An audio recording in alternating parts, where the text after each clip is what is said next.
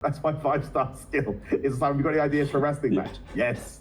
Yes, I do. Any wrestling card you go to should offer you a bit of something. Every match should be different. No, I haven't made my play for Correlation of it yet, but I probably should.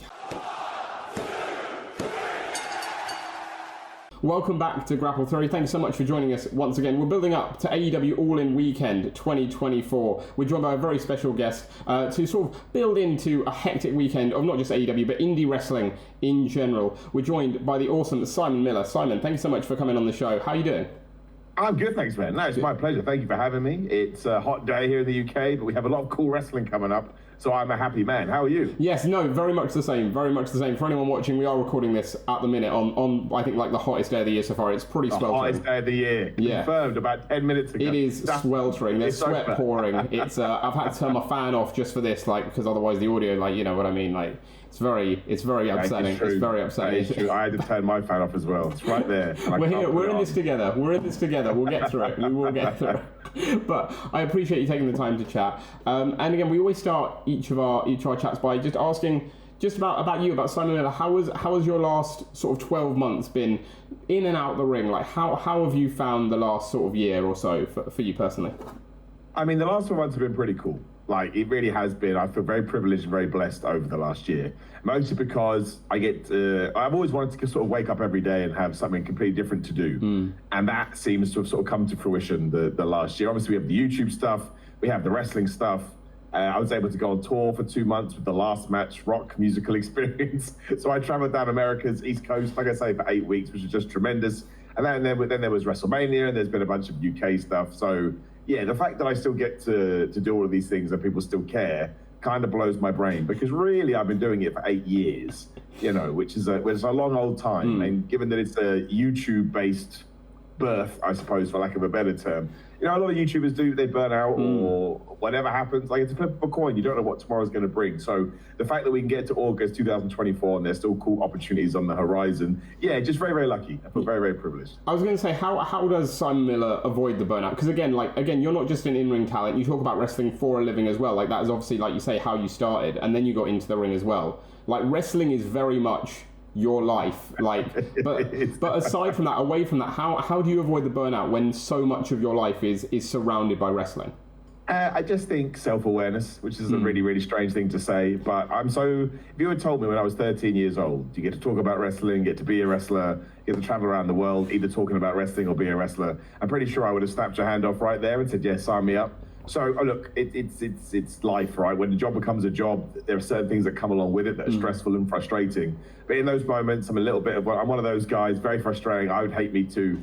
But I like to take a moment and just sort of, you know, realize, look what you're doing, right? You're getting paid to do something that's super cool. People have told me this is their dream to do what I'm doing, which is, you know, I think as the generation sort of grows up with social media and YouTube, that people want to be YouTubers. So, you know, I'm not the biggest YouTuber in the world or anything like that, but even to have this niche that I'm able to sort of just continue to tick on. So yeah, don't get me wrong, sometimes I'll be watching wrestling and be like, man, I want to watch more wrestling. But in those moments, you catch yourself and you realize, this isn't me saying this in a disparaging way. I'm sure some people love it, but, you know, I could be in an office, you know, counting numbers. I could be stacking shelves in a grocery store. And again, there's absolute worth to those jobs as well. That's just not something I want to do. So I just need to remind myself that, you know, this is a good thing and you should enjoy it as much as you can, because one day it will go away, because very sadly, that's how life works, right? One day something will happen and we'll have to shift gears. So let's just enjoy it and ride the wave as best as we can. I think that's the thing, isn't it? As long as you're still enjoying it, as long as you have that passion for it, then you know it's the right thing. Then you know you're doing the right thing, you're on the right track still.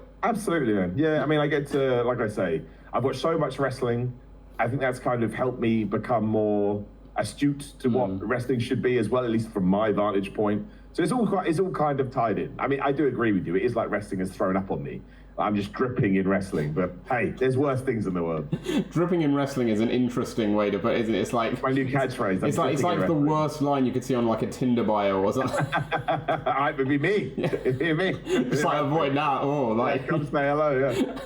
Yeah. But I mean, that's obviously brilliant. It's great you still have the passion for it. Again, having to do it so much, it's awesome to see that you still have that passion for you and for the craft that I guess we all love. But again, it's a thing, even just as a fan myself, it's something that the burnout can hit you when there's so much content to keep on top of. You're like, bloody hell, like.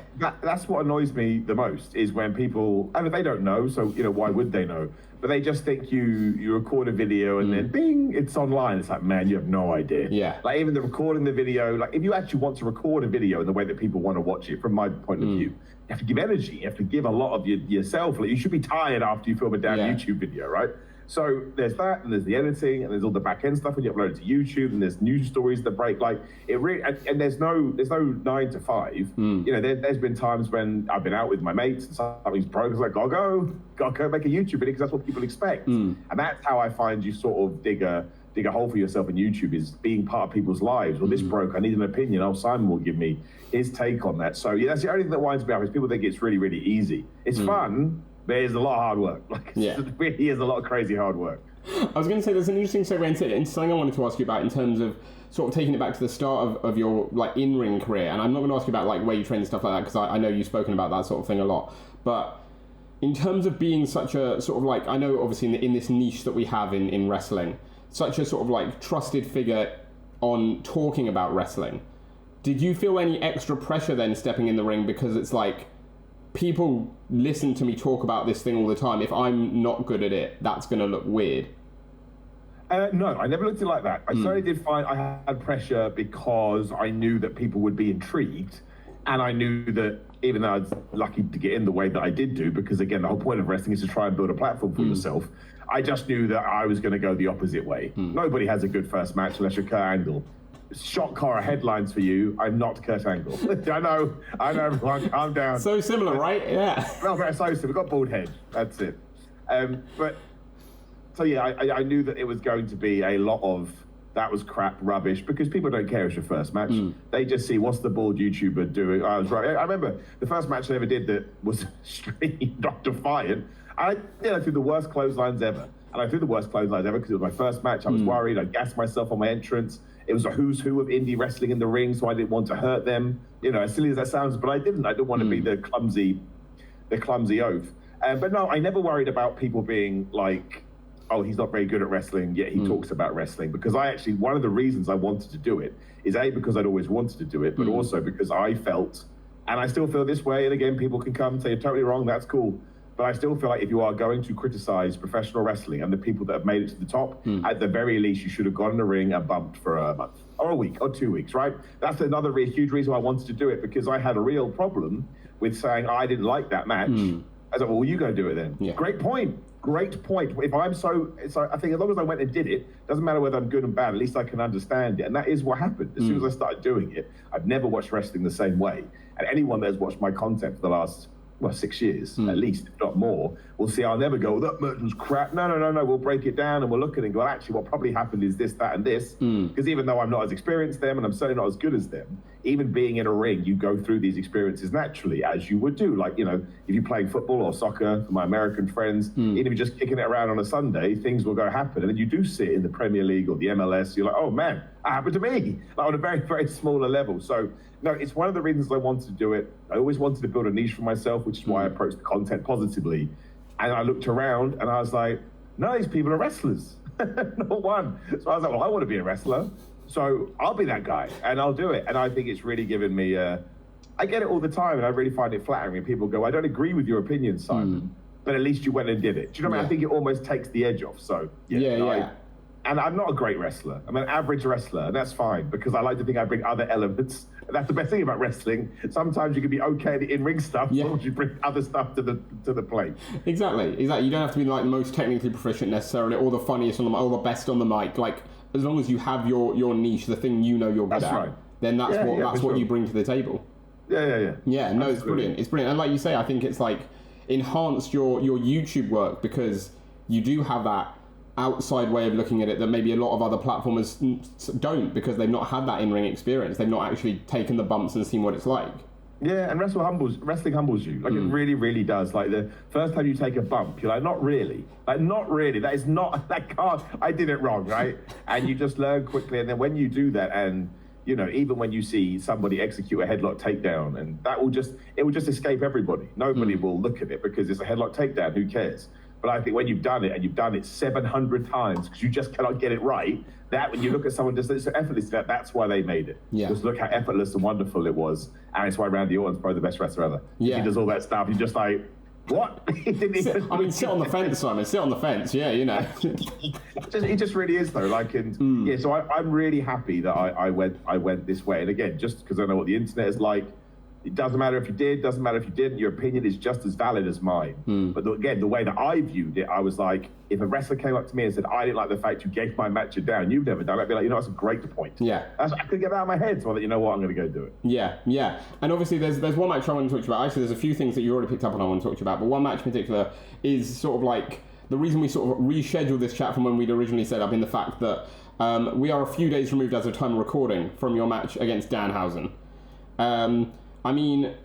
Again, as a wrestling YouTuber, when for those first few years before you step foot in the ring, you're chatting about these wrestlers, like you're just talking about their careers, you're talking about their matches, you're talking about the shows they're on.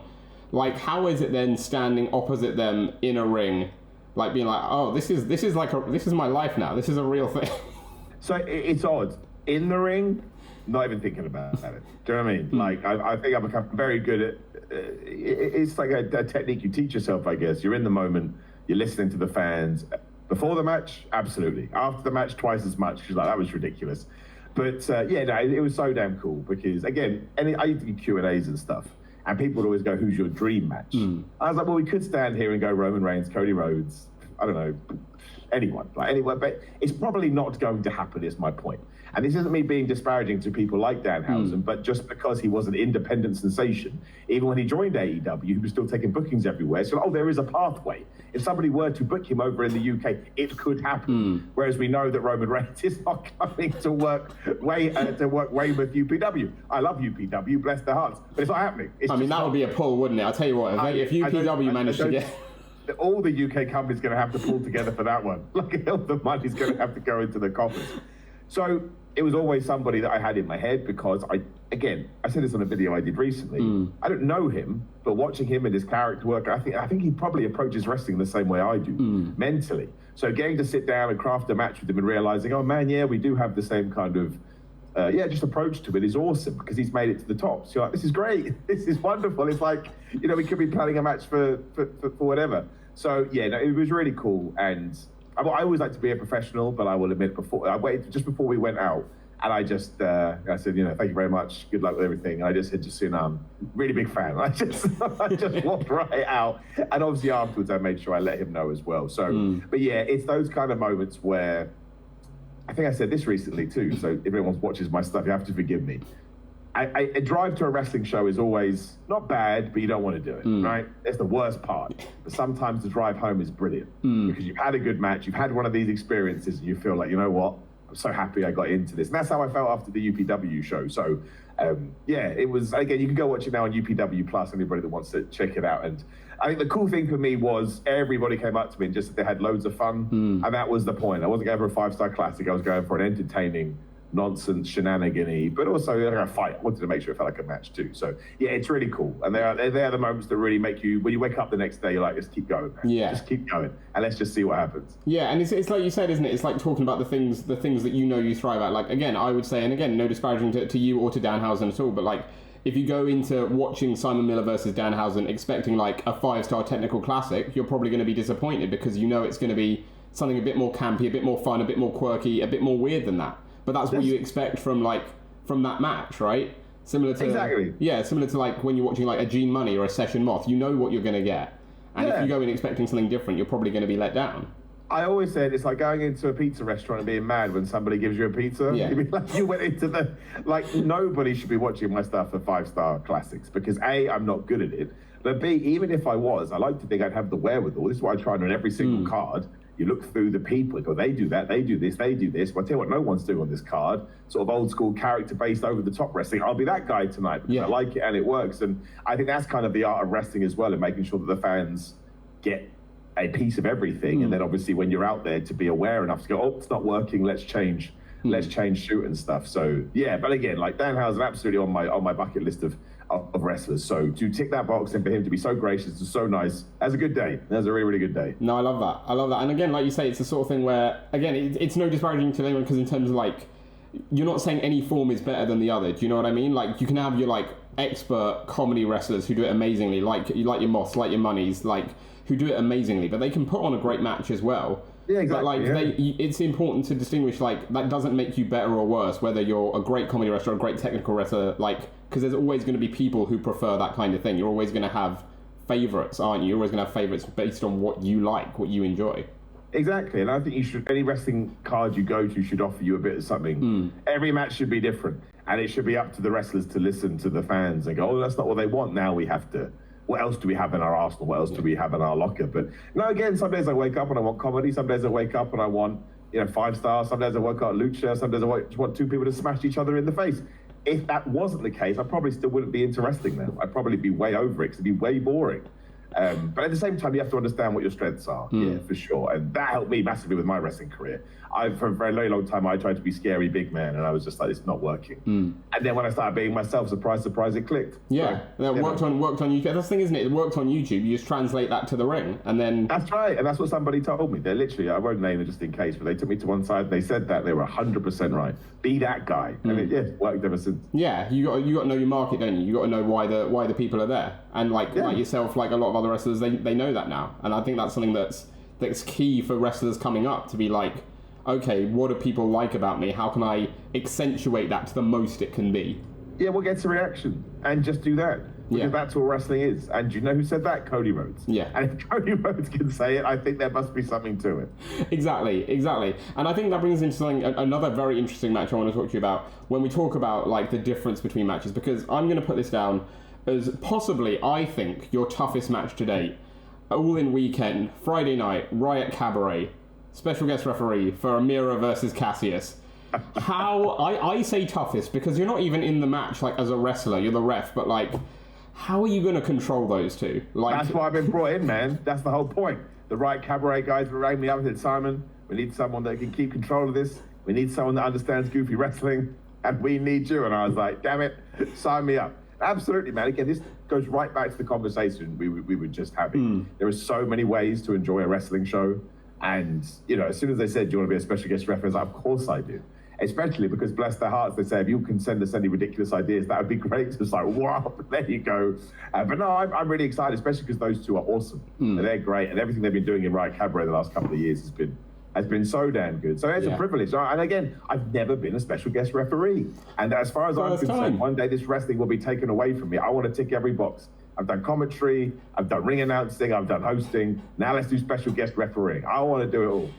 And again, that's the thing. I feel like even then, at this point, being the special guest in a sort of technical masterclass might be a bit easier, because now you've got to control Amira and Cassius, who, I mean, even in terms of their Riot Cabaret storyline they've got going at the minute, are just a little bit mental. But like even beyond that, like they're two very big, loud, flamboyant characters. I just feel for you. I just don't know how you're going to control.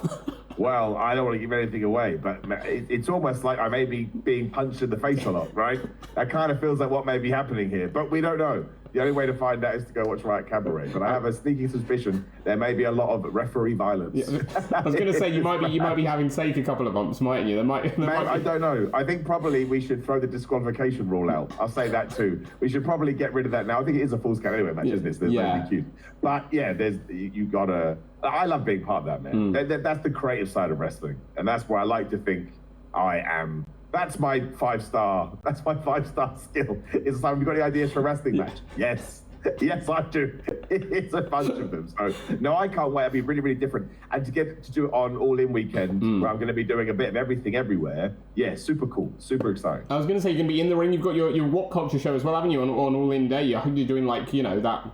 Like live event as well, as if your weekend wasn't already busy enough. You just decided, you guys just decided to throw that in as well.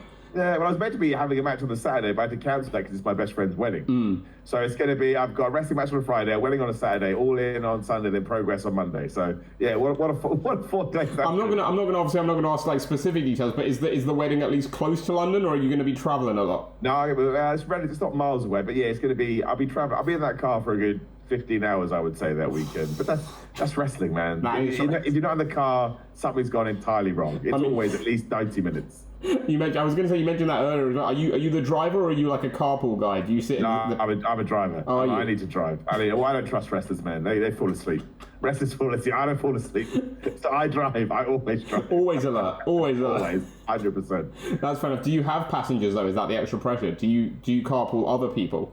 I certainly will if they're in the area. I can, yeah. But I've done that. Yeah, I mean, it's wrestling. Like, you can never get away from it. I mean, when I first started doing it, obviously the Defiant shows, that was 12 hours of driving in a day. Yeah. I was 6 hours up to Newcastle with a full car of people and then 6 hours back.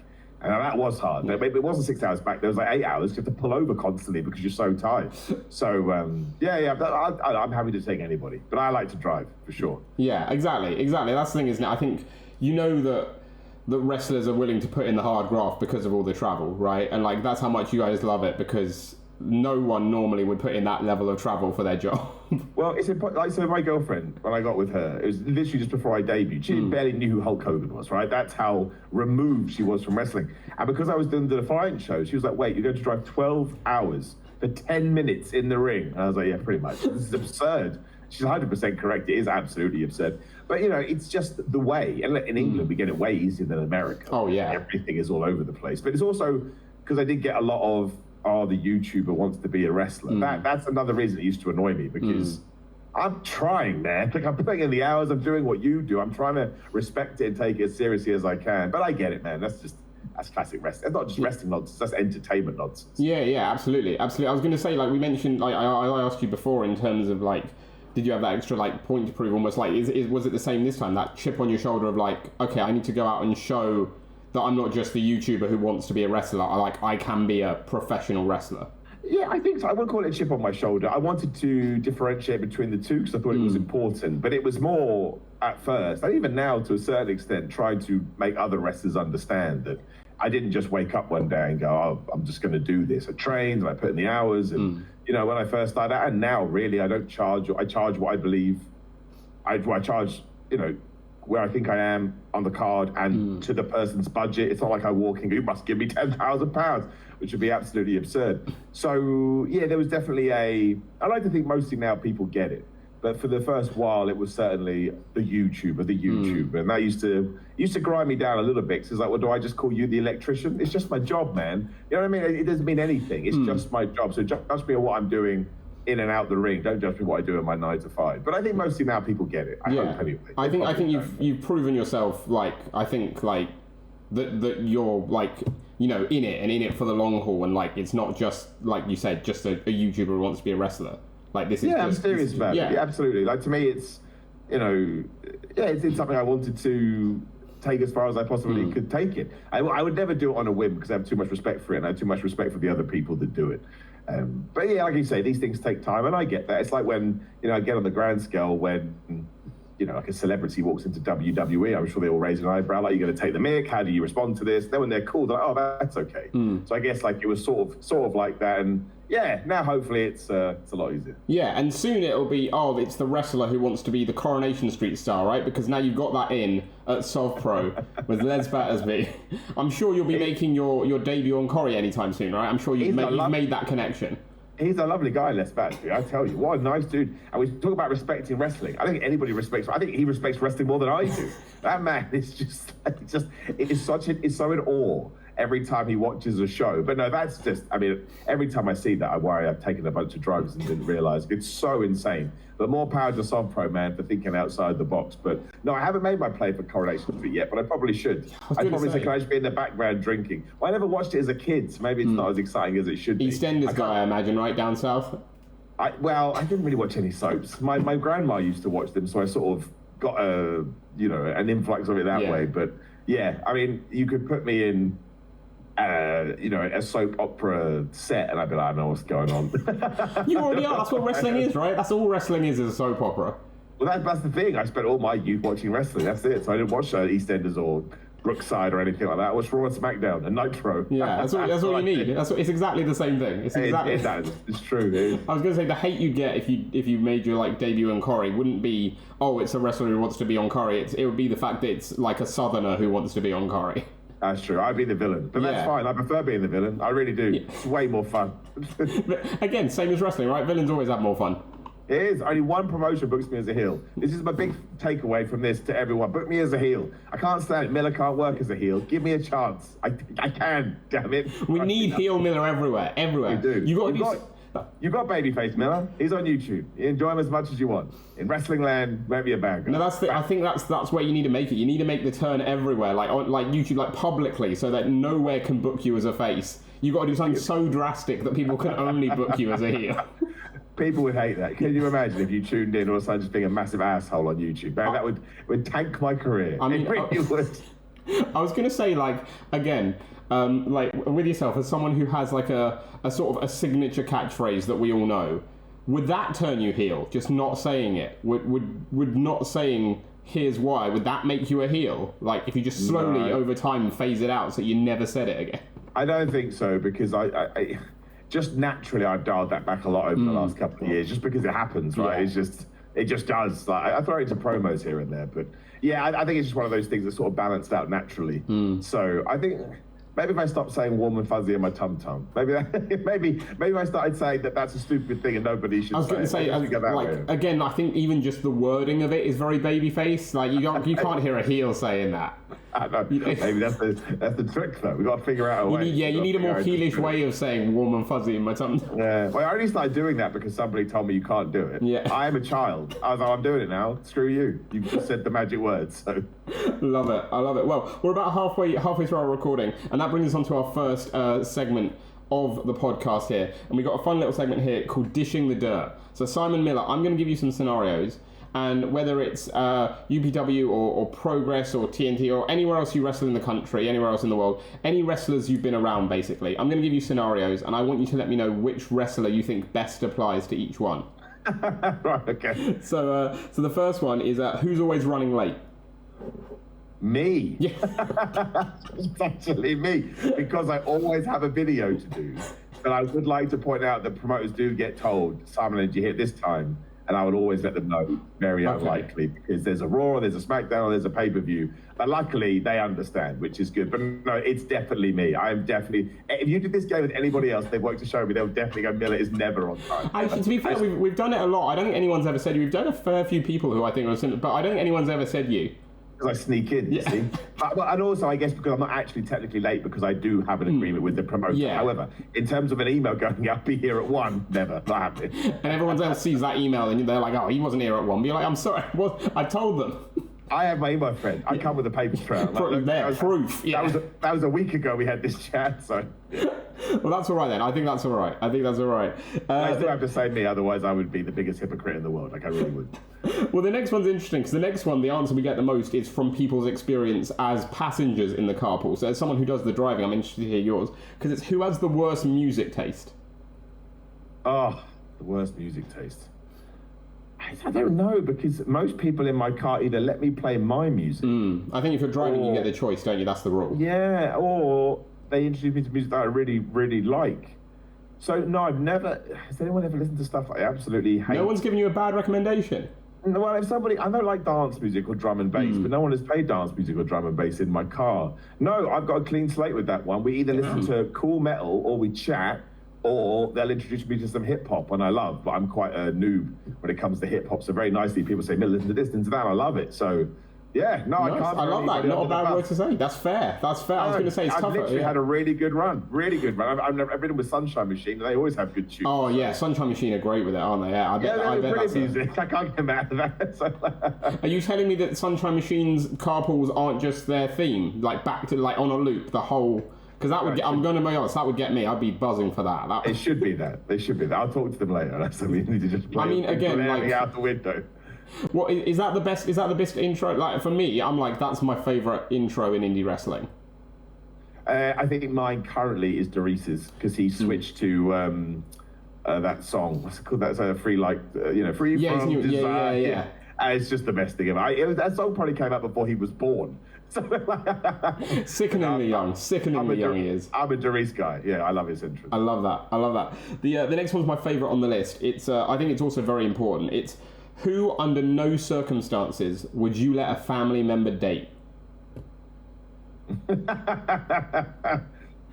would I not let date? That's a very, very good question. Well, probably, if I'm really thinking about this, Ian Skinner. Yeah. I don't think, because I'm 99% sure Ian Skinner, the wrestler, is just Ian Skinner, the person. So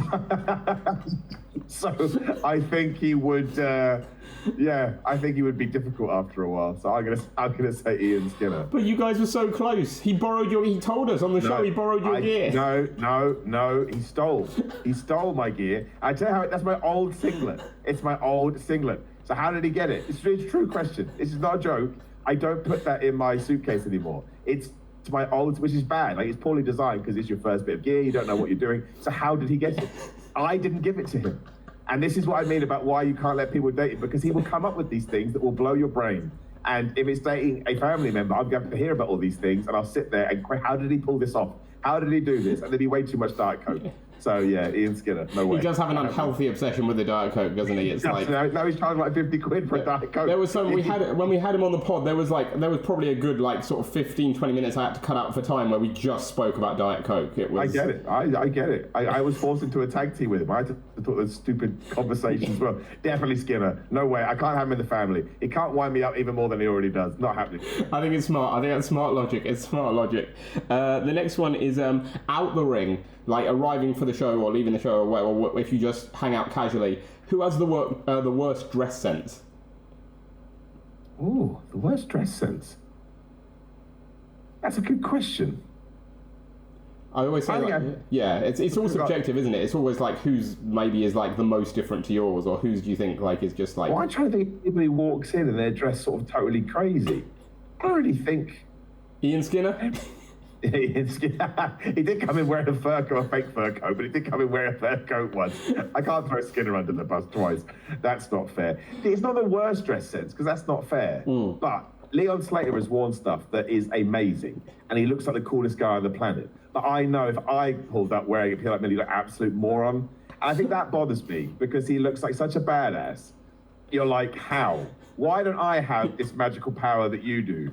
And he wears, like, I've seen him wearing these cool hats and shit. I'm like, I can't wear a cool hat. It's impossible. I need hats. Look, I got no hair. But yeah, so I think he's not the worst dressed, but the way he dresses upsets me. Yeah. Because I would love to be able to pull off what he pulls off, but I'm not cool. No, imagine that I'm a massive nerd, whereas Leon Slater's really cool. And the future of pro wrestling. So he's just ticking all the boxes. I mean, yeah, exactly. What hasn't he got going for him, basically, is what he's saying. That's why I secretly am mad at him. That's not true. He's the nicest guy ever. I think he's great. He's lovely. He's such a guy. He's so great. But in that sense, yes, because he makes me want to wear that stuff, and I know that I can't pull it off. Yeah, we get that answer a lot with, I think the most we've had it with is Gene and Crowley as well, where it's like, it's weird, but like, they suit it. No one else could pull it off, but they suit it. Gene popped into my head, but I'm like, Gene looks great in it, and that's why I moved past it. I swear he came up with like half dungarees one day, and I remember thinking, I'd like to wear half dungarees. You look great in it, so I just gave up that option.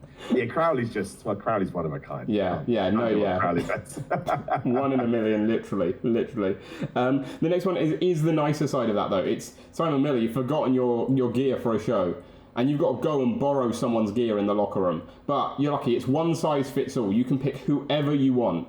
Whose gear do you look at and you're like, I could pull that off? Ooh, I could pull that off. Well, I mean, Bullet would be one, because he wears the singlet with the long pants. He got the Bret Hart gear, really. Yeah. Bret Hart gear always looked good, so I'm definitely going to Bullet. What if when you mix it up, would you go like who's out there? Would you go like a Nina Samuels? Would you go something a bit more daring? I mean, that would be awesome. I'd love to dress like she looks great. Her gear's real like high quality. You'd have the hat as well. She has the hat. You'd have the hat. I would have the hat. So in that sense, Crowley too, because it's so audacious and over the top. Alexis Falcon, she always has crazy like Disney theme gear, so that would be good. Who else has got cool, super cool? Therese has good gear. He wears the baggy pants, right? Sometimes they're awesome. So yeah, there'd be loads of people I could go to. There is good gear. I'm trying to think of anyone that's got really bad gear. Probably me. But, no, they would be my go-to. They got cool gear. Yeah, sure, absolutely. And also, you can take Luke Jacobs' gear as well, because it's super simple. It's effective. So I'm gonna kick your ass gear. Yeah, like, give me you that. don't need like the flash, the sparkles or anything, because it's simply like I'm wearing all I need to be able to kick your ass, and that's it. That's right. Damn right. But like you say, that's the thing, isn't it? It's like with gear, isn't it? It's like. The gear is the character, isn't it? Like, in terms of, it says so much about that person. Like with, just when we're talking about the regular clothes or what, like, Money would wear, or Crowley, just generally. Like, it just tells you about that person. Like, you can picture them in it and you know what to expect from someone wearing that. Absolutely. The best advice I ever got was your match starts as soon as you walk out of the curtain. Because people go, what's his entrance? What's he wearing? What's he doing? So true. So true. No, I love it. The next one is, who would throw the best party in the locker room? The party Simon Miller needs to be at. That's a different question. Okay, so, you're right. Session Moth would throw the best party. But as a man that doesn't drink, I probably wouldn't welcome. Get out. She would throw the best party because she has just good energy constantly. Who would throw the most Simon Miller party? Yeah. I was going to say Simon Miller party would probably be eating a lot of food and playing video games. So I would. Who could I go? That could be a Doris as well. I mean, I think Doris would be on board for sure. I don't think Doris would organise it though. Doris would turn up and eat all the donuts. Yeah. So, who would be good at organ? I'm trying to. Who's a good organ? Who do I look up to?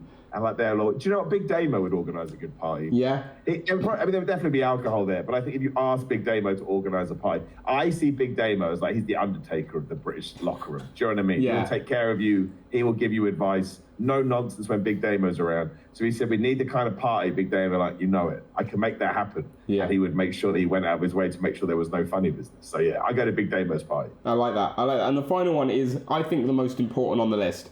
Who would you choose to be your partner in the zombie apocalypse? I mean, Luke Jacobs is a good shout. I don't think I'd have to do anything. Luke, go get him. And he'd go kick some ass. I think I would go on board with Charles Crowley. Yeah. Because in a zombie apocalypse, everybody dies eventually. You don't beat the zombies. So at least with me and Crowley, we could go on some kind of cartoon comic adventure and we'd have some fun shenanigans before we got eaten alive. That's smart, yeah. If we're living in a zombie apocalypse, somehow Crowley would have magic powers. So that may keep us alive for a little bit longer. So I would probably pick Crowley. That's smart. Actually, to be fair, I don't in my memory at least, I don't think anyone said Crowley for that question. But now that you argue it, I see it. I get it. Also, like the theatrics he has, he'd know how a zombie movie plays out. He'd know exactly what to do. You know what I mean? Exactly. He basically is that. He's born from those embers. So I think he would. I think he would have the knowledge and the know-how. Yeah. And everything would be okay. That or Sky Smithson, because again, Sky wouldn't take any crap. She'd be like, "You're a zombie, are you?" Break their head. I'd be like, "Cheers, Sky." Yeah. Appreciate it. You're just sitting back. You're chilling. You're just watching on, being like, "Yeah, go." Absolutely. She can just order me around. I can go get sustenance. I can go forage for food. You'll get the meal deal. Once she takes out all of the zombies. Yeah, for sure. You just come back, a couple of meal deals in hand. Oh, you done? There you go. Yeah, and she would have earned it too, and I'll just have a grape. Yeah, she'll be like, no, both of these are mine. Exactly. Yeah, it would be well deserved. Yeah, more than deserved. No, that's fair. That's good. I like it. I respect that as well, because you've got to know. You got to know your strengths, right? You've got to know what you want from a zombie apocalypse partner. Oh yeah, absolutely. Yeah. And I want to not attack zombies. Apparently, that was never my plan, but that's what I've chosen, so that's what we've got to go with. I know. I love it. Well, that brings an end to that feature. We've got one more that we close the show with, but before that, I've got to say I was very impressed that, amongst especially the dirt questions, I guess, that were in there, Tate Mayfairs never came out of your mouth, which is impressive, because you've had a history with him. There's clearly some animosity there, but you didn't throw him under the bus at all, and I respect that. No, so I've said this in all my stuff with Tate. Tate is great. That's the way he says, but you know what I mean. He is. He's really, really good. He's just a massive dickhead. And that makes it even more frustrating. It's like when I don't have kids, but imagine if you have a kid and you can see all this potential in them, but they won't stop being a brat. Yeah. If you just stop being a brat, do you know what you could achieve? Oh, but no, you're more concerned with being this annoying, frustrating person. But look, you got to give Tate his due. Me and Tate I'm 0-3. I mean, I beat him in a tag team match, but I didn't pin him. So can you count that? I don't know. So yeah, he certainly had my number, but. No, I try to think as little about Tate Mayfairs as I possibly can. So even in a fun game where, again, he does dress like some kind of cartoon character, I could have thrown him under the bus, but no, I choose just to eliminate him from my brain. That's fair. I think that's smart, because I was going to ask, actually, because you mentioned not thinking about him as much as you can, really, and I was going to ask, though, before you said that, is that a chip on your shoulder? We had, JJ Gale on a couple of weeks ago, and he said the chip on his shoulder at the minute is that he can't seem to beat Luke Jacobs. But is that a chip on your shoulder? Are you I need to beat Tate Mayfairs? Yes. A whole year that feud went, and it only started because he was being, we talk about sort of fairy tales. It's, the hero beats the villain, and that teaches the world about morals and ethics and how we should live our life. Yeah. Whereas in this one, the piece of trash won, right? Like he didn't win fair and he didn't win clean, but the fictional record book, right, doesn't write down asterisks or anything like that. No, that story is not done. Again, he deserved to go on to do what he's doing now because again he won and it's a record, it's a win-loss business. But no, we're not done. I don't know when, I don't know, I can't tell you the pathway back to it. But no, that annoys me a lot. Yeah. I've had people come up to me and say it annoys them too. They can't believe it. Yeah, they lost 3 times. I'm like, yeah, did you? Yeah, it's true. The fact's the fact. You'll get eventually. When you do, it's going to be sweet. It's going to be a sweet feeling. I think it will be. Yeah, it'll be like, and again, like Progress Company, again, have a show All In weekend on the Monday. Smart running the Monday, I think. Like last show of the weekend. I mean, anyone who goes to all of those, like at least a show a day, is going to be knackered by that point. But again, Progress, somewhere that have shown huge faith in you as well since you started this in-ring journey. I mean, that must be so rewarding to have a company like, to have guys like that come in and book you so consistently, so solidly, and have that faith in you to know that you're what their crowd want to see. Yes, and it's been a huge surprise to me. When I first got brought in as the host, I had 2 promos in my head. And the first promo was, they're booing you, and the other promo was, oh, it's okay. And I was convinced I was going to have to cut that, they don't like you promo. And I went out there, and it was a lovely reminder to me that wrestling fans are just wrestling fans. There's none of this, they're Progress fans, they're indie. No, they're wrestling fans.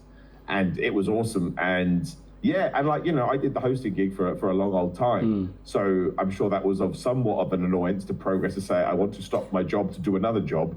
But the fact that they did all get behind me and they let me do all this stuff and that we continue on now and, injuries aside, which killed me, I was in Super Strong Style and all of that. So no, I owe Progress a lot because it's true. When I first started wrestling, going back to our conversation earlier, somebody told me, and maybe it would have been true for the old regime, we'll never know, but somebody told me, Miller, they'll never book a YouTube. Someone looked me dead in my eyes and said that. I remember thinking, I'm not a YouTuber, I'm a wrestler. I happen to do YouTube as well, but they can not book me based on my skill level. That's totally cool. But so to actually be able to prove people wrong, it's always nice. That is a chip on your shoulder.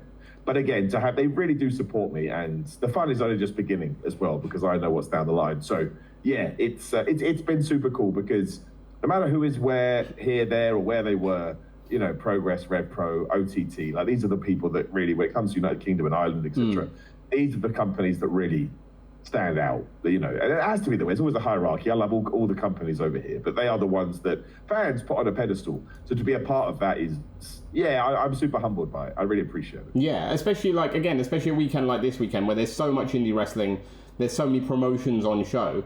Like it's just such a great advert for what we have here, and there's so many different shows as well. Like we go back to the different types of wrestling. There's so many different shows for if you like different types of wrestling that there's no way you'd be disappointed going to any single one of them. Yeah, and I think that's the up and down the country. Like we talked about Riot Cabaret, that's a totally just fun, over-the-top super experience. You've got SovPro up in Manchester. We talked about doing the Coronation Street stuff, but also their cards are, talk about variety, my word.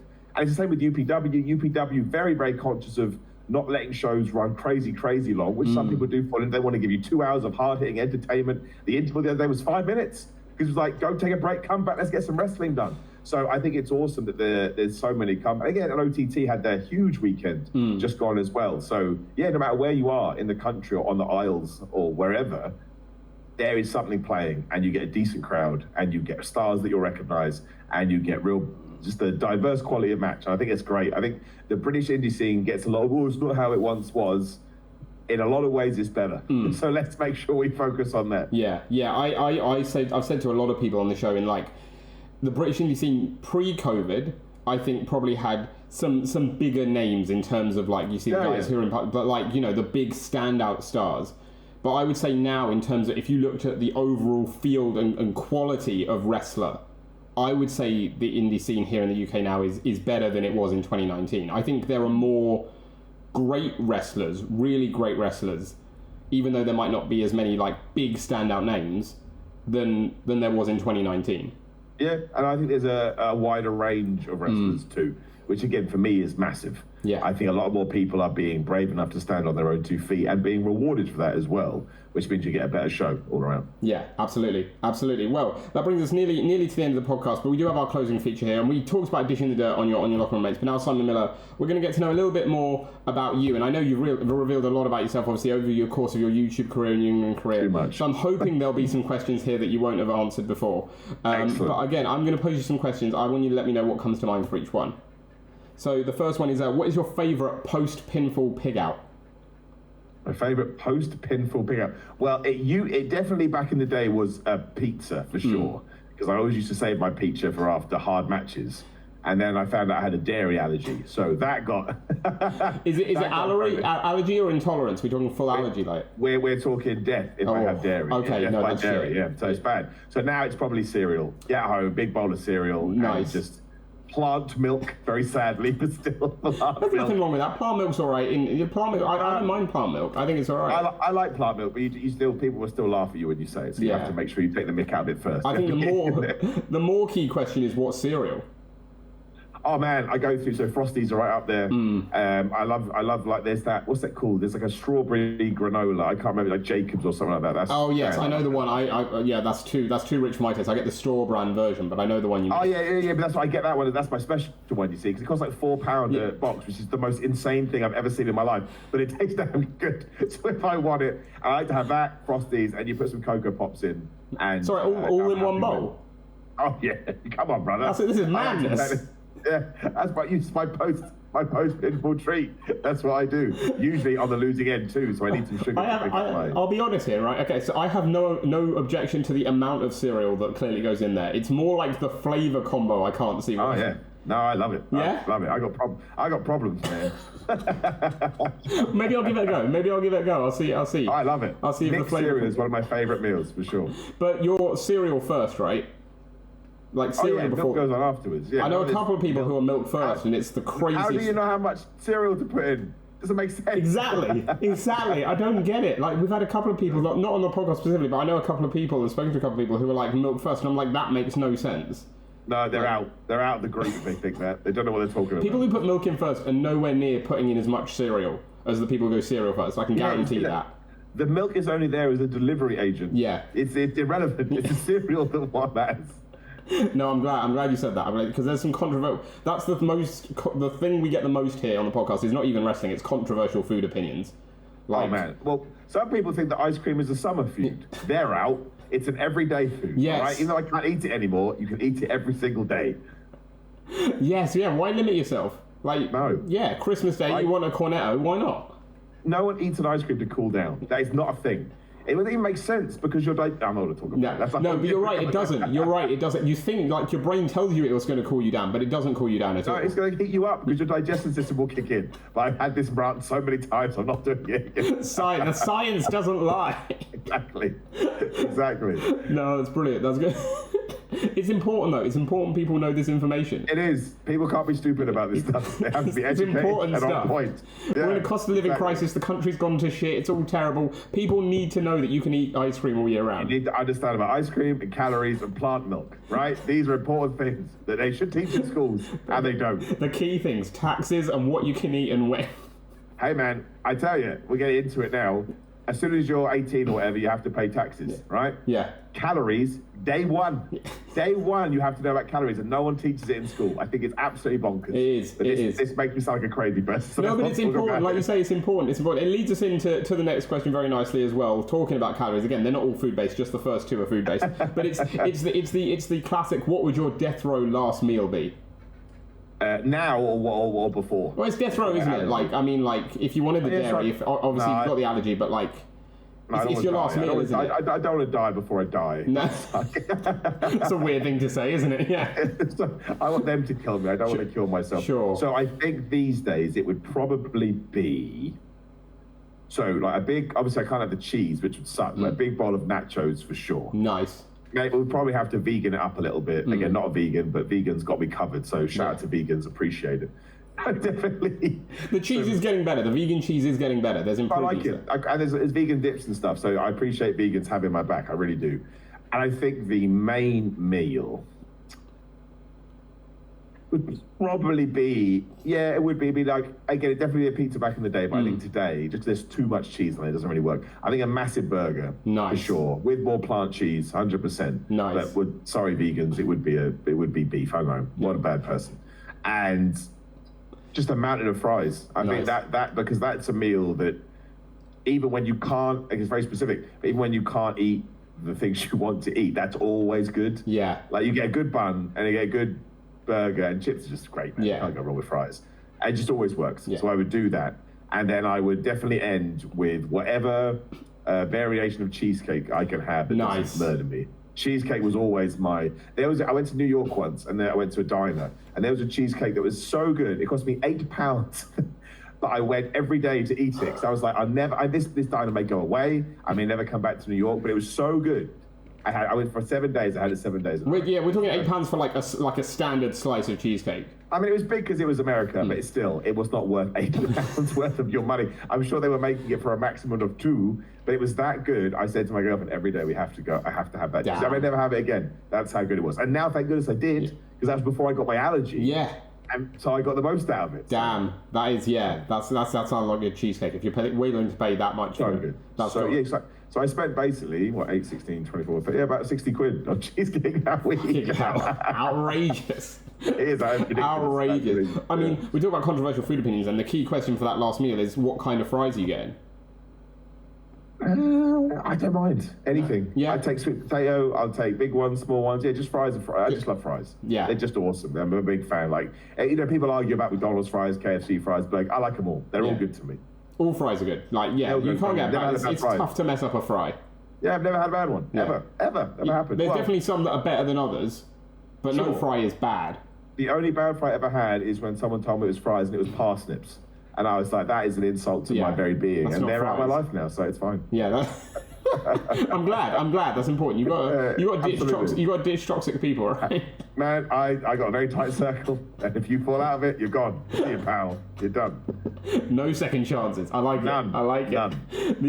The next one is we talked about music earlier. What is the song that gets you the most hyped? Master of Puppets by Metallica. Nice. It will change every single day. But I always go in these questions. I go for that because when I'm a massive Metallica fan. When I really sit down and think about it, I actually do think it's the greatest song ever written. Like I genuinely do. There are other songs. So one day it may be Creeping Death, another day it may be Fuel, another day it may be whatever, Dies Eve. But when Master of Puppets hits, and it's like I've never heard it before, because that happens every now and then. Yeah. This is actually, when you break it down into parts, this is the greatest song ever written. So, yeah, I want it played at my funeral too, just because 1, it's my funeral. But also 2, I think it's so inappropriate that would make me laugh. So I think that would be a good plan. People like their mourning be like, what the fuck is this? What's happening? Exactly. Well, you say that, like, this is a random tangent, but it did have this epiphany. When my grandma passed away, she had the saddest song I ever heard in my life. I remember I was mad. I was like, this is not fair. This is so not fair. It's so sad. We're already sad. Why are we making it sadder? So I was like, you know what? I'm going the other way. Yeah. I'm going to have an aggressive, angry song to get those emotions going instead. I don't want people to be sad that I'm dead. I want them to be mad. Yeah. I want them to be angry and rageful. That's what I've decided. No, I like it. I'm similar, not in terms of Master of Puppets, but because in terms of like, I don't know. I guess it's like a rivalry in metal. There's always like the Metallica Maiden debate, right? And I've always been on the Maiden. For sure. I've always been on the Maiden side of it. Like Maiden are my jam. I respect Metallica hugely, and they're a great band. But I've always fallen more on the Maiden side of it. I love Maiden too. So I go really amazing. Like my Master of Puppets then for you, like for funeral at least, is like Run to the Hills. That's what I want because I'm like, that's like. I mean, it has nothing to do with like anything about like like a funeral. If anything, it's inappropriate in a different way. But that's good. I think if I was going to pick a Maiden, so I'd probably be the Trooper. I think. Yes, Trooper is a great one. The Trooper's a great one as well. Yeah, just love a bit of Maiden, love a bit of Metallica, just metal in general. Metal's great. Metal is. Oh, yeah. I mean, how do you stand this as a metal fan as well? I got to ask because I have this debate with my partner all the time. My partner's like, "Oh, metal's just a subgenre of rock," but I'm like, I don't. There's a part of me that really hates that.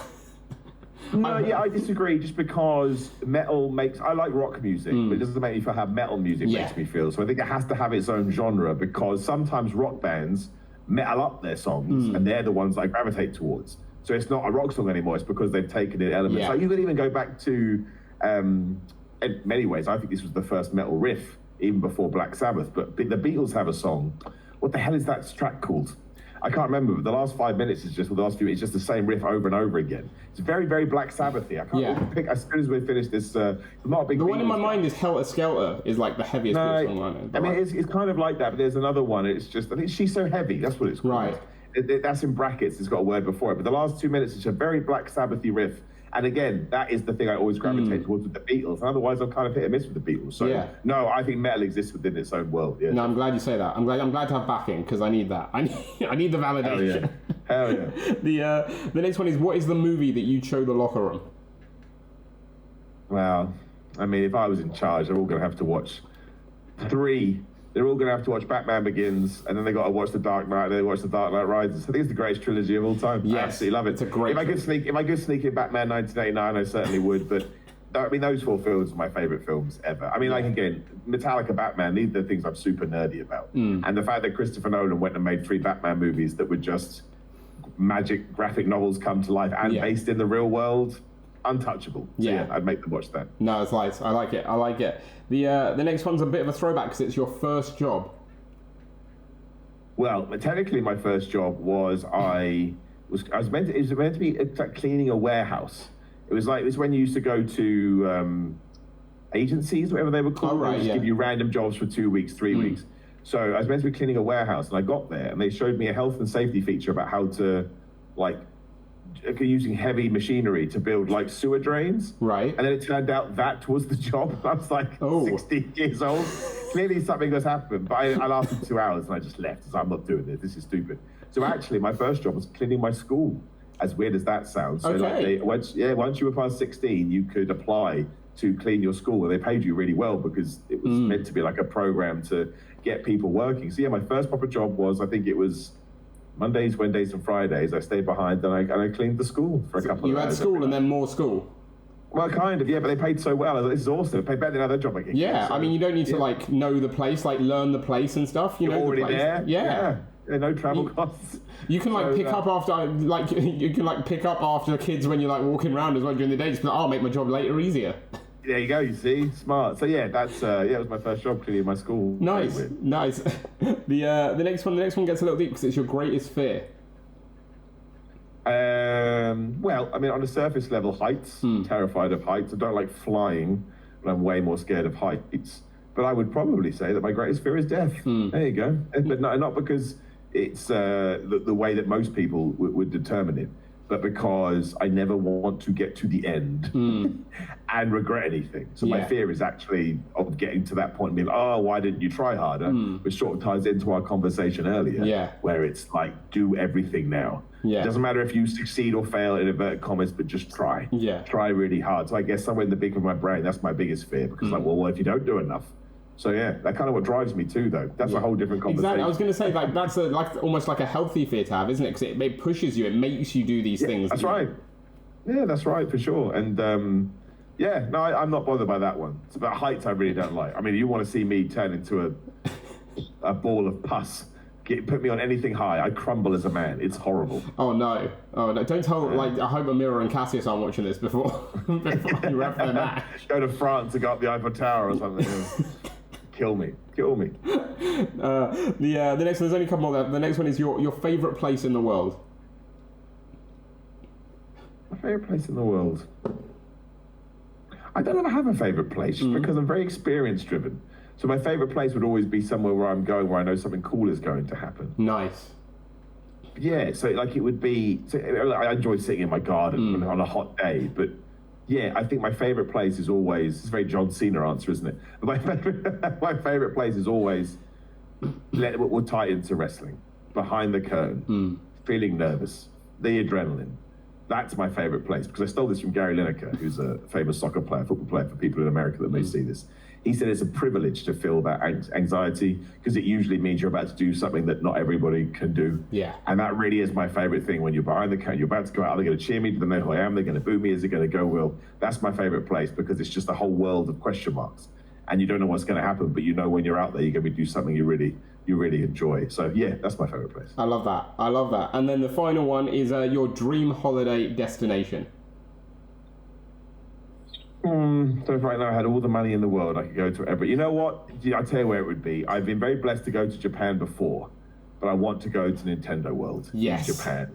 So I think it would probably, it's in Tokyo, I believe, right? I think they have just outside, I think, Yeah, so well, that's the thing. So if some magical holiday man came down tomorrow and said you could pick anywhere right now, it would be Nintendo World in Japan. So yeah, absolutely, it would be Japan. And also, I've only ever been to Japan with work, so it'd be cool to be able to go there on a personal time and go to Nintendo Land. So I go Japan for sure. I love that, but like we normally get people on the show being like, I want to go to Japan, but I want it to be a work trip, like a work holiday.